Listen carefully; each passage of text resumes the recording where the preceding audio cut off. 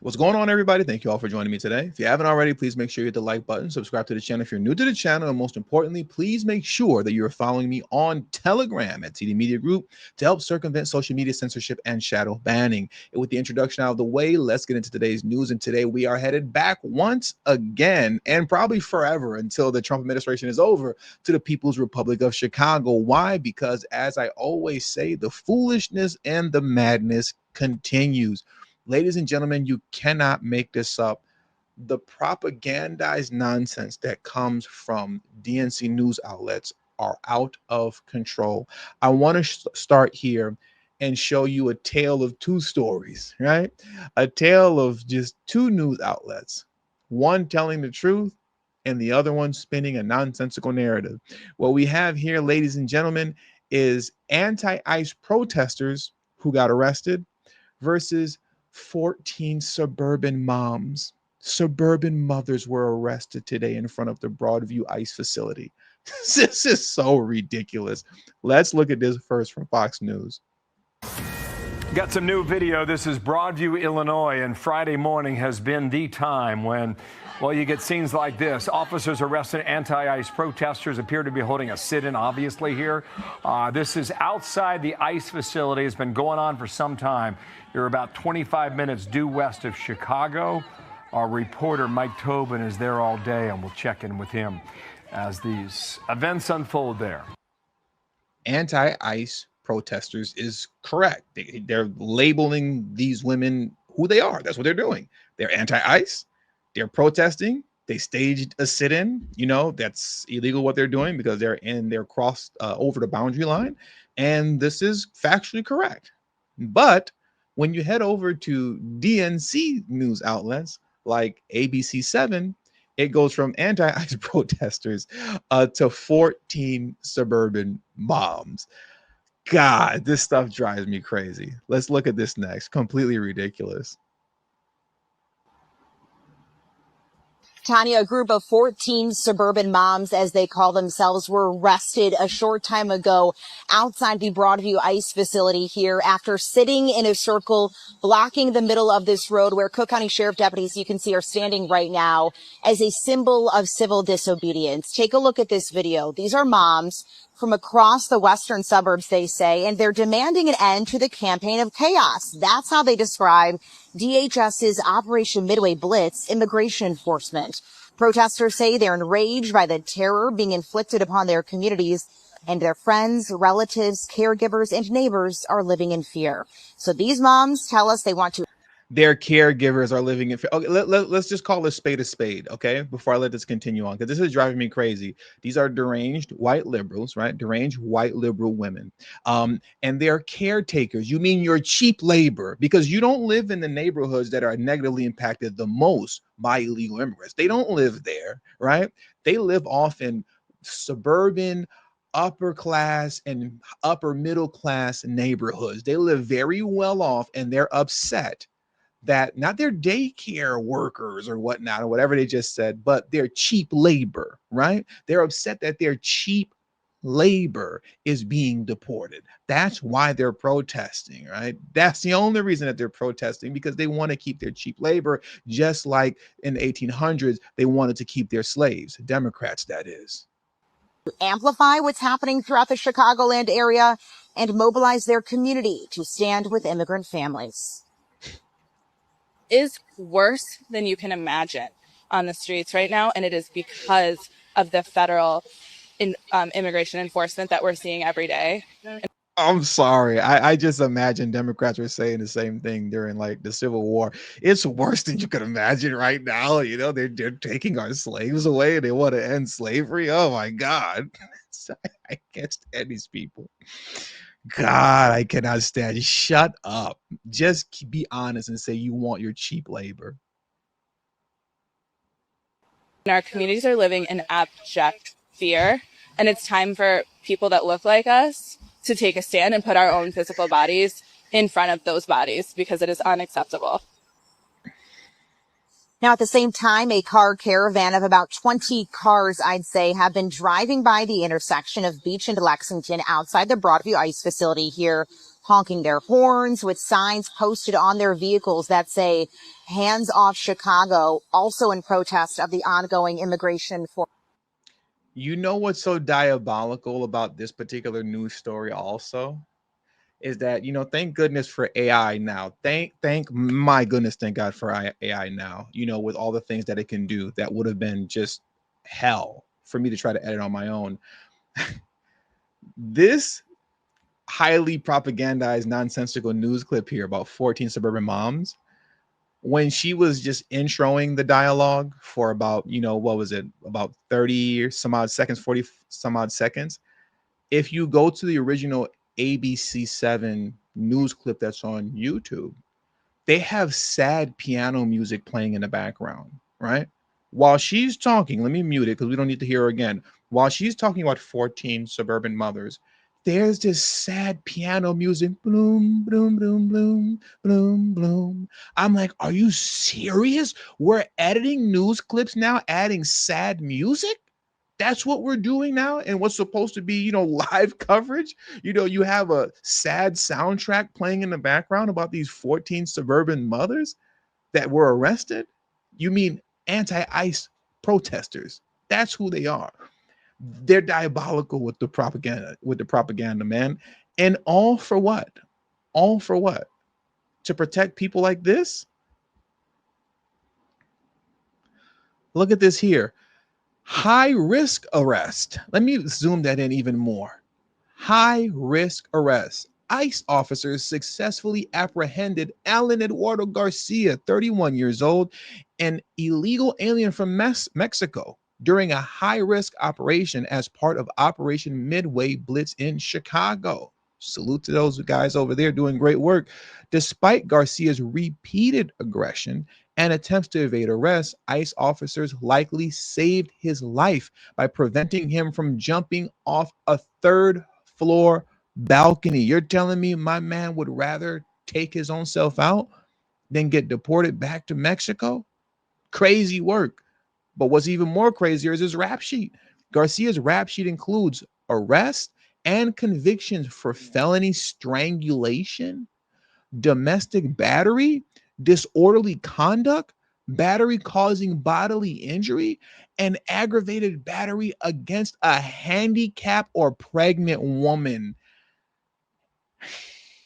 Meanwhile, 14 suburban mothers were protesting to protect this guy. And unlawful use of a firearm. Look at this guy here. Oh yeah, this is who we're trying to keep in Chicago, right? This is who we're trying to keep in Chicago, the 14 suburban mothers. It's crazy. You people are lunatics. And once again, let's not be confused. Do they really care about this guy here with the AK-47 on his chest? No, they don't. They just want their cheap labor, right? They want their cheap labor.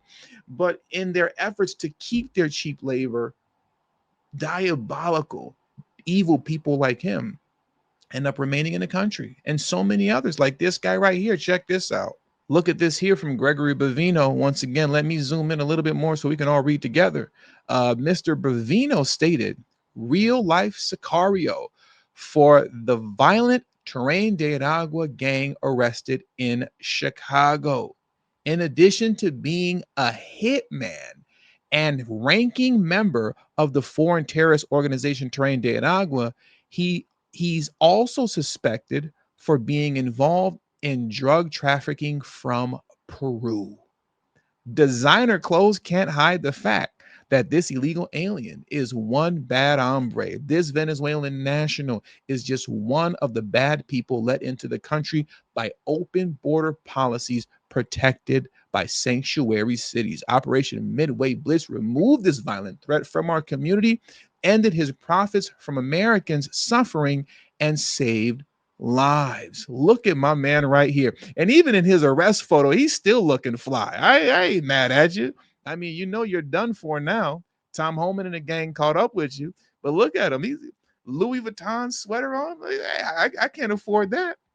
And he don't look too sad either. He's like, hey, it is what it is. But I'm still, you see the Louis Vuitton? You see me?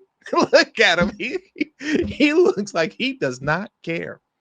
He doesn't care at all. But like I stated earlier, let's not be confused. Do those 14 suburban moms care about this criminal right here? No, not so much. They just want what? Their cheap labor. But in fighting to keep their cheap labor, they keep guys like this here that terrorize the community. This is the people that they're protecting when they're trying to protect their cheap labor. Now let's get into all of the idiocy of Brandon Johnson. All right. Because while all this madness is happening in his city, the People's Republic of Chicago, he's gaslighting black folks about how we need more investments in the black community, while he's the one who was doing the disinvestment during the Biden administration, stripping resources away from the black community that he pretends to care so much about to give to guys like this man right here on your screen. Let's get into the foolishness of Brandon Johnson next as we bring this video to a close. Mm-hmm. The number one issue that's facing Black Chicago, and quite frankly, Black America, is disinvestment, right?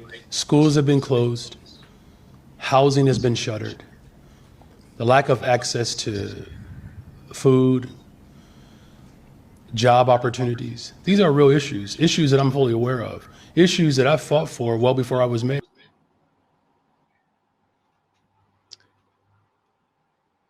No one disinvested from the black community that you pretend to care so much about more than you during the migrant crisis, when you literally placed illegal immigrants in black communities on the South and West Side, taking their resources away from them, like rec centers that the elderly black men and women went to, where they could have their bingo night, you know, and get their little exercise in safely, and where the black children, where you pretend to care so much about, were able to go play and have a good time, safe and away from all the madness that they're surrounded by in their community. You stripped them of those resources. I believe, if I remember correctly, there was a school that was shut down on the south side of Chicago. I believe it was in South Shore. It was a high school and or middle school that was shut down, that the members of the black community were begging local city officials to reopen. They were begging them to open that school again so their children can go to that school. Did the local officials in Chicago do it? Absolutely not. But you know what Brandon Johnson did do? They opened up that school to turn it into a migrant shelter, right? So much for the black community. While they were giving, I should say, spending $50+ million, Brandon Johnson and JB Pritzker spent $50+ million, and trust me, it was a lot more than 50 million, in giving free housing to illegal immigrants on the south and west side of Chicago, fully furnished and all, in black communities. Brandon Johnson was running game on you, telling you, hey, go out and vote for the Bring Chicago Home initiative. Now, not only was that initiative struck down at the ballot box, why, I'll tell you in a moment, but it was also struck down in the courts prior to going to the ballot box, because what Brandon Johnson wanted to do was illegal. He wanted to tax properties that were being sold for $1 million plus higher than those who are sold for less than $1 million, to which they would raise revenue of $100 million a year. That's what was estimated, by overtaxing properties that were sold over $1 million. And what he was going to do, allegedly, was take that $100 million and create affordable housing to house the homeless with his fake Bring Chicago Home initiative. But the voters were smart enough to know that he was going to take that $100 million by overtaxing properties sold over $1 million and house illegal immigrants with it, right? Because they were strapped for cash. The Biden administration wasn't giving out any more money, you know, or any money at all, because it was all going to Ukraine, you know, to help with the illegal immigrant crisis that they created happening in all these blue cities. And so, since they weren't getting any money from the federal government, Brandon Johnson said, hey, let me tax the citizens and give it to the illegal immigrants, but package it like I'm trying to help the citizen population. But everybody knew that it was game, and they voted against it. Good for you guys over there. But really let this sit on your mind before we get out of here. You're telling me, right? Because let's just pretend that $100 million was actually going to go to, the citizen population that's homeless in Chicago, right? You didn't put on the ballot whether or not it was okay for you to take $50+ million to provide free housing for illegal immigrants. You just did it. And you didn't ask anybody. No voting, no anything like that. But when it was time to provide free housing for the good men and women of Chicago, American citizens, all of a sudden, well, you got to vote for that and we'll see if it passes or not. That tells you all you need to know about this piece of garbage right here on your screen. And with all that being said, that does it for today's news. So I want to thank you guys for joining me today. Please hit the like button on your way out. Subscribe to the channel if you're new to the channel. Share this video on your social media platforms. And do not forget to follow me on Telegram at TD Media Group. The link to my Telegrams in the description box below and pinned in the comment section as well. Thank you all for your time. Until the next video, peace and have a great afternoon.